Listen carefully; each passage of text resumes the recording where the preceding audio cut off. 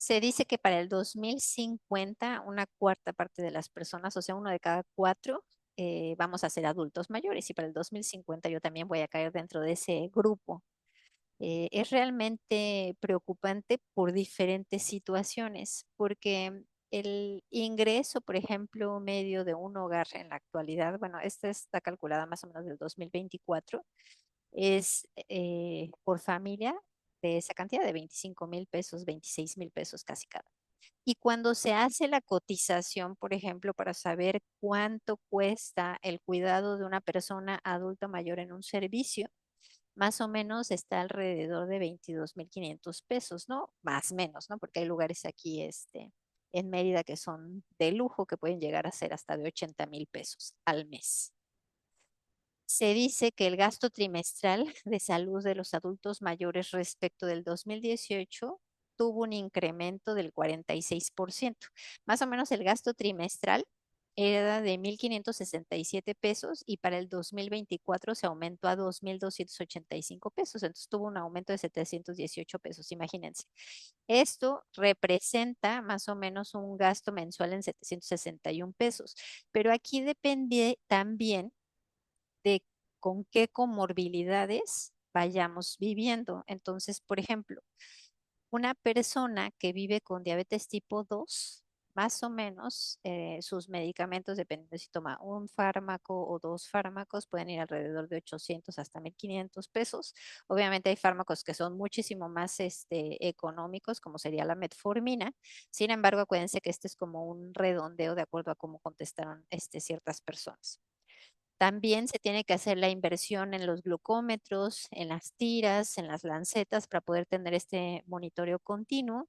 Y de hecho, las guías actuales de la Organización Americana de Diabetes recomiendan que el monitoreo en las personas que viven con diabetes, ya sea a través de unas cosas que se llaman los monitores continuos de glucosa, y que estos son sensores que se colocan en los brazos y más o menos cada sensor ronda alrededor de los 1.200 a los 1.500 pesos y tiene la posibilidad de monitorear el comportamiento de la glucosa alrededor de 10 días en esa persona. Entonces, ya ni siquiera es esta inversión como tan sencilla y tiene que ser una inversión mucho mayor.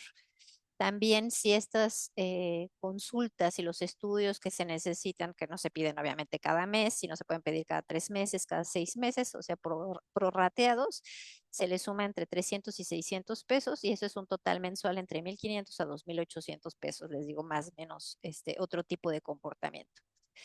Y una de las principales amenazas para la salud y el bienestar de los adultos mayores es la dependencia funcional. Es decir, nosotros nos vamos a sentir muy satisfechos si al final de nuestros días llegamos completamente independientes, pudiendo hacer lo que se conocen como las actividades de la vida diaria y las actividades instrumentales de la vida diaria.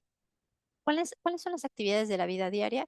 El que podamos comer de manera independiente, que podamos vestirnos, bañarnos, acudir al baño, alimentarnos, ¿no? Todas esas capacidades se consideran las actividades de la vida diaria. Y las actividades instrumentales tienen que ver también con qué tanta facilidad podemos ya tener habilidades de planeación. Por ejemplo, cómo voy a gestionar el hacer mi despensa, el manejar mi dinero, el pagar ciertos servicios, que esté yo atento a lo mejor del corte de mis tarjetas y diferentes cosas. Entonces, es bien importante porque estas capacidades pues requieren también un funcionamiento adecuado a nivel cerebral. Y fíjense, este estudio representa también cómo en la medida que una persona está más mermada su nivel de independencia, mayor es el gasto en bolsillo que se tiene que hacer para poder cuidarlo. ¿Por qué? Pues por obvias razones. Porque a lo mejor una persona puede ser adulto mayor, pero se puede mover de manera independiente, lleva sus finanzas, vive en su casa, puede comer, cocinar sus alimentos, puede salir de compras o puede solicitarlo y poderse hacer cargo, puede ir al baño de manera independiente. Entonces aquí lo que vemos representado es cómo cuando se va mermando ese grado de independencia, la inversión en salud se incrementa. Entonces, por ejemplo, aquí es una persona completamente independiente y están poniendo el gasto anual en bolsillo según ese grado de independencia. Entonces, cuando una persona es completamente independiente, 802 pesos el gasto mensual, aquí representado en el gasto anual, que son 9,628 pesos. Y cuando esta persona ya tiene cierta dificultad para llevar estas capacidades como complejas que les decía, como el manejo financiero, como el poder planear mis compras, como el poder tener resolución de problemas complejos, acudir a una cita médica, poder gestionarlas, poder saber qué medicamentos tomarme, se incrementa ese gasto mensual, por lo tanto impacta en el gasto anual. Y lo mismo cuando ya están mermadas las actividades de la vida diaria, cuando yo ya no me puedo alimentar de manera independiente, cuando no puedo ir al baño de manera independiente y cuando se combinan las dos, pues bueno, es el mayor incremento. Entonces, realmente envejecer bien no es tanto de suerte, no es una inversión y por eso es tan importante todas aquellas acciones que nosotros hacemos para mantener nuestro nivel de independencia. Y el papel del ejercicio juega un rol muy importante en este aspecto. ¿Por qué? Porque el ejercicio, uno de los pilares fundamentales que realiza es mantener la salud muscular. Y la salud muscular juega este rol de preservar el sistema musculoesquelético que nos permita la movilidad, o sea, desde cosas tan simples como poder trasladarnos, ir al baño, subir escaleras, subirnos al carro, poder llevar de aquí, de un cuarto que estemos hacia la cocina, o sea, todo eso en un nivel de pensando como de un órgano que nos sirve de sostén. Pero recuerden que también no solamente es la estrategia que funciona de sostén, sino que es un órgano endocrino que libera mensajeros y esos mensajeros mantienen la salud del cerebro, mantienen la salud del páncreas, del corazón, del hígado, del propio músculo y de los diferentes órganos y sistemas. Entonces, hay una enfermedad que se llama sarcopenia, que es cuando esa salud muscular se pierde. Y en este caso, el día de hoy nos vamos a enfocar en cómo cuando se pierde esa salud muscular puede desencadenar otros desórdenes musculoesqueléticos y a lo mejor nosotros notamos más los desórdenes musculoesqueléticos que la misma sarcopenia. Entonces, por ejemplo, ya sabemos que las características de un músculo, digamos, normal serían como el que se observa aquí en donde tiene un buen tamaño, si nosotros lo pudiéramos ver en nosotros mismos, pues a lo mejor empezamos a notar que se empieza a deteriorar nuestra salud muscular porque notamos que nuestra circunferencia de las piernas ya es menor, así de, híjole, me adelgazaron mucho las piernas o mis brazos ya se ven muy delgados o siento que el pantalón me está quedando como flojo, antes lo llenaba más. Y eso sería un asunto de qué tanto músculo tengo. Pero recuerden que la sarcopenia no se basa exclusivamente en cuánto músculo tengo, sino también si ese músculo tiene la fuerza suficiente para hacer actividades de la vida diaria, como cuáles, como poderme parar de una silla, como poder subir escaleras, como poder salirme del carro, sentarme en el excusado sin dejarme caer. Y también tiene que ver con, aparte de la fuerza, con la función física. Entonces se puede notar que alguien se está deteriorando su salud muscular cuando empieza a arrastrar los pies al caminar, cuando empieza a disminuir la velocidad con la que camina y diferentes cosas, ¿no? Entonces, normalmente si solamente lo viéramos como un corte de carne y cortáramos esa carne, digamos, a la mitad, sería esto lo que observaríamos, ¿no? Un músculo normal tiene estas características y cuando empieza a vivir con esta enfermedad que se llama sarcopenia, empieza a existir un infiltrado de grasa al interior de ese músculo y eso no le permite que tenga adecuados procesos de contracción muscular ni tampoco adecuados procesos de regeneración muscular. Porque recuerden que siempre que nosotros hacemos un estímulo de ejercicio, un movimiento, se rompen las fibras y se intercambia ese músculo viejo por un músculo nuevo, pero porque hay células que se les llaman como las células madre o totipotenciales que están dispuestas ahí a llegar y reparar ese sitio y generar un músculo nuevo de unas características completamente adecuadas. Entonces, ¿qué es lo que puede condicionar el empezar a vivir con sarcopenia o con baja masa muscular? Puede condicionar degeneración de los discos intervertebrales y ahorita vamos a ir desdoblando en cada una de las cosas. Eh, y les digo, lo más seguro es que a veces uno se dé cuenta más de la consecuencia que de decir, híjole, sí se está deteriorando mi masa muscular. ¿Por qué? Porque es más común que alguien diga, híjole, me diagnosticaron osteoartritis o me diagnosticaron osteoporosis o me está doliendo la espalda, y no sé por qué si no hice absolutamente nada. Pero todas estas entidades o todas estas enfermedades están relacionadas con la salud muscular. Y ahorita lo vamos a ir viendo por qué. Entonces, hay una relación directa entre la salud muscular y la densidad mineral ósea. De hecho, se habla como de una comunicación entre ambos órganos. Tanto el hueso como el músculo, les decía, son órganos que son órganos endocrinos, así como estamos muy familiarizados con que la tiroides libera hormonas, o luego personas que dicen, mi hipófisis que libera hormonas, o mis ovarios que liberan hormonas. Bueno, el músculo y el hueso también liberan hormonas y esas hormonas son como mensajeros que se comunican entre sí de tal forma que esa conversación que tiene uno con el otro, tanto lo que libera el hueso cuando nosotros lo estimulamos mejora la salud del músculo, como cuando nosotros estimulamos el músculo mejora la salud de ese hueso. Entonces, es muy común que si alguien tiene diagnóstico de osteoporosis, probablemente su salud muscular también está deteriorada. Entonces, si yo quiero mejorar mi densidad mineral ósea, tengo que mejorar también mi salud muscular. Y otra entidad que es muy común, que también nos encontramos es, me están diciendo que tengo deteriorada la salud de mi cartílago articular o que ya me hicieron un diagnóstico de osteoartrosis. Les digo, no es que uno llegue y diga, ay, como que siento, doctor, que tengo osteoartrosis, más bien cómo se percibe como dolor en las rodillas o dolor en la cadera o dolor en los dedos de las manos, ¿no? Y aquí también es bien importante saber que esas señalizaciones que manda el músculo cuando nosotros lo estamos contrayendo, mejora la calidad de ese cartílago articular. Entonces, el cartílago articular es un tejido, y se los puse en la siguiente, que no tiene vasos sanguíneos y que no tiene tantas terminales nerviosas. Entonces, normalmente se alimenta de ese líquido sinovial. El líquido sinovial, para que pueda descender y que se pueda alimentar cada una de las capas o de las láminas del cartílago, necesita del movimiento porque si uno se queda completamente sedentario se genera como una especie de nata que no permite que se alimenten esas células que están en las capas más profundas.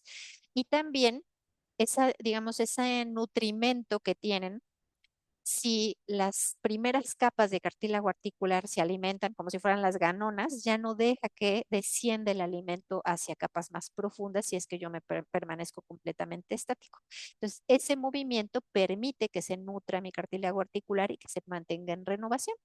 Entonces, tal cual mantener la salud de ese músculo, aumenta la expresión del colágeno, que es un elemento indispensable, que yo sé que a lo mejor muchas lo han escuchado más en asuntos a lo mejor de belleza o de la cara, de mejorar la tonicidad de la cara, o para su cabello, o para las uñas, pero también a nivel del cartílago articular se encuentra el colágeno y el ejercicio a través de mantener la salud de ese músculo con este mensajero que es una hormona, aumenta la cantidad de colágeno en nuestras articulaciones y aumenta la cantidad de producción de esas células de cartílago que se llaman los condrocitos y también del sitio donde ellas se alimentan, que es las mitocondrias, o donde pueden obtener la energía. Y por otro lado, inhibe procesos de degradación, disminuye esa inflamación exagerada que está muy asociada al deterioro de las articulaciones y disminuye también que a veces cuando nosotros, tanto en el músculo como en el cartílago articular ocurre eso, cosa que no se usa, se deteriora y las células tienen unos comandos que se llaman la muerte celular programada y cuando sienten que nadie las está utilizando, activan esos mecanismos de autodestrucción y esa autodestrucción se llama la apoptosis. Entonces, cuando ese cartílago articular siente que alguien no se está moviendo en lo absoluto, se autodestruye porque piensa que ya no es necesario y si esos procesos están acelerados, pues obviamente le ganan al proceso de generación. Otra asociación bien importante y que también está, pues puede llegar a sorprendernos, es que normalmente nosotros pensamos que la escoliosis es una entidad con la que la persona nace, es decir, yo ya nací con mi columna curveada, ¿no? No pensamos tanto que pueda ser algo que se pueda adquirir. Y sí existe una enfermedad que se llama la escoliosis degenerativa del adulto y hay una asociación directa con la presencia de sarcopenia. ¿Por qué? En otras ocasiones ya les hemos platicado que a nivel de la columna vertebral existen unos músculos que son los erectores de la espalda, que les decimos nosotros los músculos paravertebrales. ¿Por qué se les dice así? Porque literal van pegados a las vértebras. Entonces ustedes los tienen que imaginar como si fueran unas cuerdas tensiles que van desde las cervicales hasta la zona del sacro por los costados de las vértebras.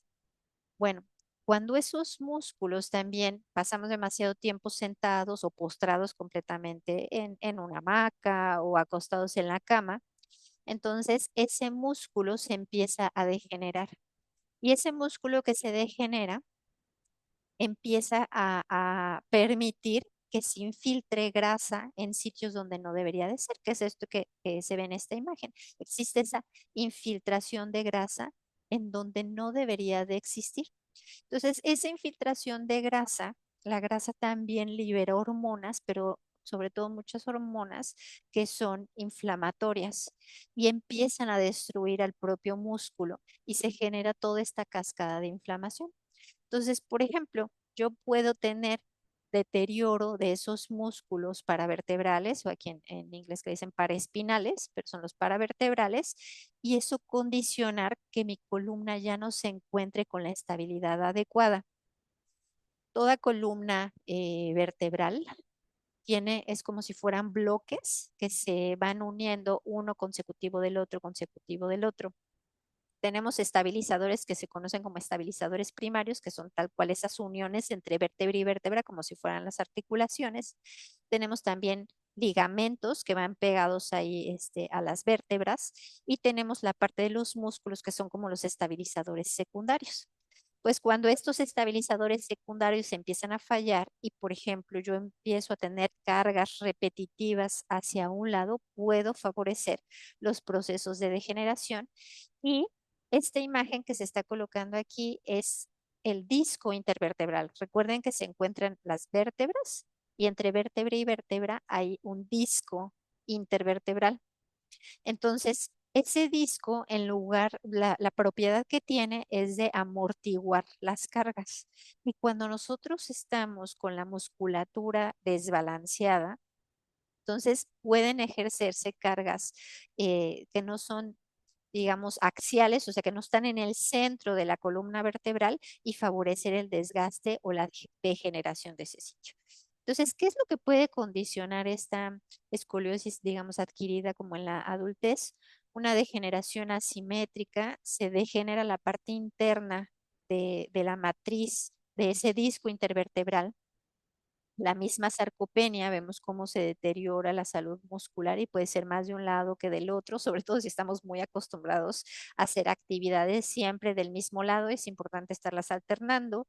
Eh, Aquí también existe incremento en el proceso inflamatorio. Se nos pueden sumar patologías como la presencia de osteoporosis y eso disminuir los espacios y la presencia de cargas biomecánicas desiguales. De repente, y eso me pasa mucho con los pacientes, por ejemplo, a ver si, porque a estas alturas me dicen que tengo una pierna más larga que la otra, si a lo mejor toda la vida la he tenido así, porque ahorita tendría que atendérmelo. Pues sí, pues porque ya no solamente se suma el tener una pierna más larga que la otra, sino que se está sumando ya el proceso de envejecimiento y todo aquello que podamos hacer para nivelar las cargas va a ayudar a que el deterioro sea más simétrico. Y también se suman otros factores que pueden contribuir al deterioro tanto acelerado de la salud muscular como de la salud del hueso, como sería la vida después de tener la menopausia. ¿Por qué? Porque los estrógenos protegen la salud del hueso y protegen la salud del músculo. Entonces, al tener o al llegar a esta etapa de la vida, se pueden acelerar procesos de osteoporosis y se puede incrementar el riesgo de presentar fracturas por compresión y de ahí tener un daño o un incremento en la degradación de esa matriz que tiene como de protección ese disco intervertebral. Y existe otra entidad que también se puede llegar a presentar, que es perder como la estabilidad de esa columna vertebral.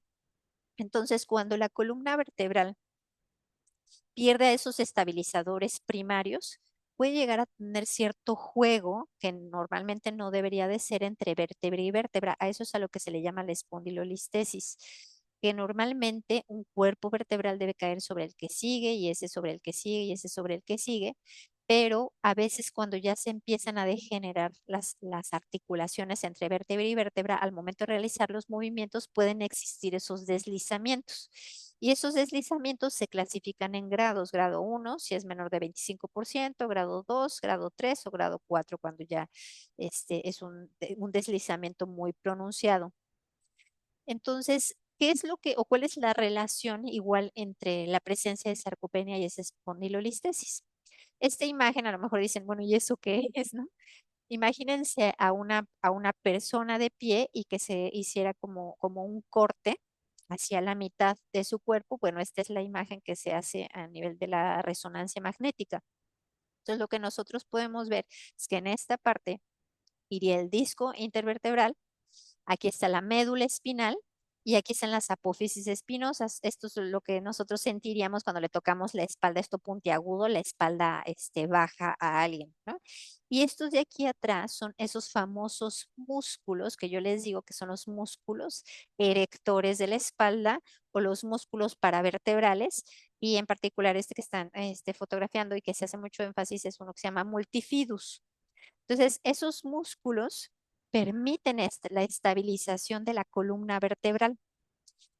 ¿Qué es lo que puede condicionar cuando yo paso demasiado tiempo postrado, ya sea sentado, de pie sin moverme o acostado, que se empieza a generar esto que les decía, esta infiltración de grasa? Y esa grasa no permite una contracción adecuada del músculo y tampoco es un músculo que brinde las condiciones de estabilizar a la columna vertebral y por tanto puede predisponer el deslizamiento de esas vértebras cuando se suma el proceso de degenerativo del envejecimiento. Entonces, por ejemplo, aquí lo que podemos ver es que no existe infiltración grasa entre estos músculos paravertebrales y aquí comenzamos a ver una infiltración grasa que está clasificada como grado 1, esto blanquito, digamos, no debería de estar dentro de ese músculo y que ya se los he platicado en otras ocasiones. En el caso de nuestra salud muscular, es a la inversa de lo que nos gustaría un corte de carne, ¿no? Normalmente los cortes de carne que dicen, no, ahí están bien ricos, son aquellos que tienen mayor cantidad o que están más marmoleados, mayor cantidad de grasa y eso es lo que les ofrece su sabor. Pero aquí en este caso, mientras mayor sea la infiltración de grasa, peor es nuestra salud muscular. Entonces, esto es lo que se observa y se clasifica como un grado 1 y este es un grado 2 cuando ya existe una infiltración grasa de más del 50%. Entonces, fíjense cómo predomina lo blanco respecto de, si lo viéramos a colores, pues esto tendría que estar en rojito, porque sería la parte de la masa muscular, ¿no? Entonces, la presencia de infiltrado graso se asocia con un mal desempeño muscular, que esto si lo tradujéramos sería como esa persona tendría una mala postura porque no está teniendo una estabilización de su columna vertebral y se traduce en incremento en el riesgo de desarrollar espondilolistesis. Entonces, el ejercicio mantiene la salud de sus músculos, nuestro nivel de independencia y la calidad de vida. Y les digo, y mantiene la salud del músculo y nos conviene por un aspecto mecánico, porque funciona como una estructura de soporte, pero también por un aspecto endocrino, porque libera sustancias químicas que se llaman hormonas, que preservan la salud del propio músculo, pero también la salud de diferentes órganos y sistemas, que en este caso lo vimos mucho más relacionado también a la estructura musculoesquelética, como sería el hueso y el cartílago articular.